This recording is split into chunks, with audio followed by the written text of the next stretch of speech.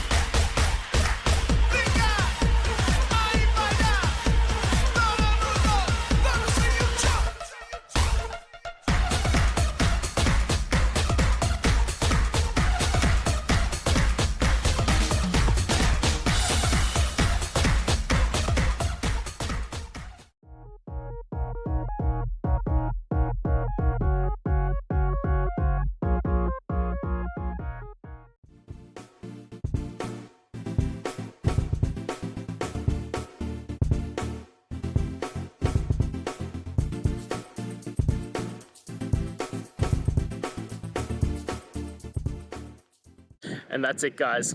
I hope we've gone through and found the answer that you're looking for.